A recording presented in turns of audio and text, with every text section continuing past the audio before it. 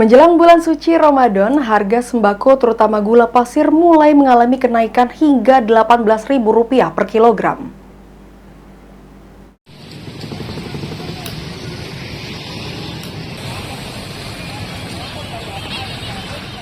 Menjelang bulan Ramadan, sejumlah harga sembako terutama gula mulai mengalami kenaikan.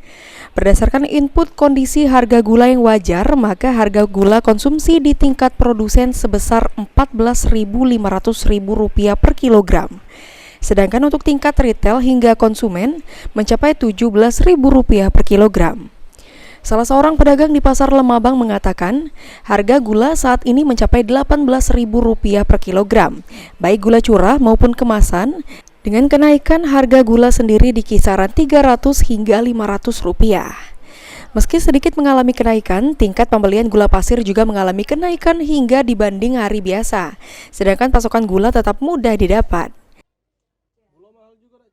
Kalau yang 18 Kak? 18.000 per kilo itu? Per kilo. Itu curah atau ini? Curah sama kemasan. Itu alami kenaikan atau? Naik Kak. Naiknya berapa yuk? Naik kurang lebih 300 sampai 500 perak. Berarti per karung juga alami kenaikan ya? Mulai. Oh, ini sudah paling mahal? Enggak sih. Baru ini yang mulai naik. Mulai naik ya? Tapi menjelang sampai masuk bulan puasa naik? Biasanya ya Kak.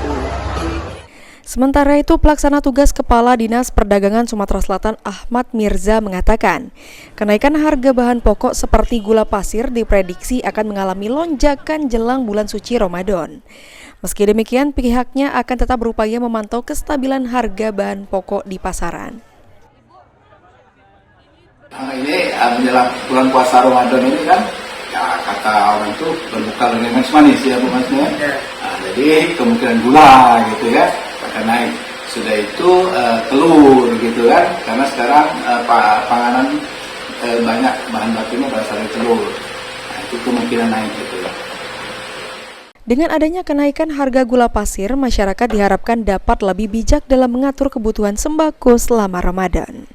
Lutfi, PAL TV.